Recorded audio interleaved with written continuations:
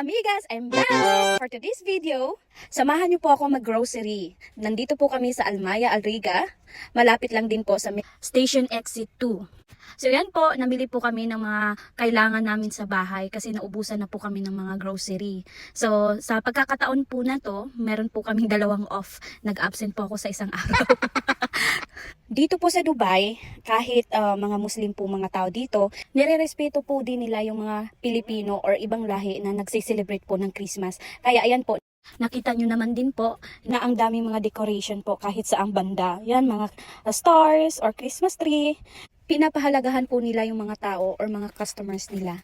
Din po nakakataba ng puso. Since nagpunta po ako sa UAE, never pa po ako nakauwi ng Christmas or New Year sa amin. Nakakamiss lang po kasi pag ganitong buwan, lahat po ay puno ng mga tao kasi nagro-grocery na po sila, preparation for Noche Buena. Dito po, wala po masyadong tao. Dito normally lang po yan, namimili ng mga grocery sa mga pangangailangan araw-araw. Pero sa atin, kanya-kanyang diskarte, mambili ng mga handaan, ang daming tao, ang daming mga tinda. Gabi-gabi naririnig niyo po yung mga putukan. Whee! Iba yung putukan sa mga green-minded dyan. May mga iba't ibang mga paputok.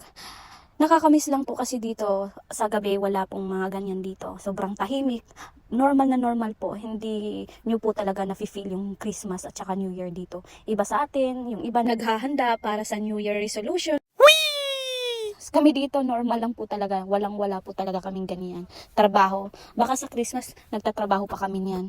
Tapos ang daming tao dito kasi especially nasa Dubai Mall. So andito lahat ng mga tao nanonood ng mga dancing fountains at saka mga paputok.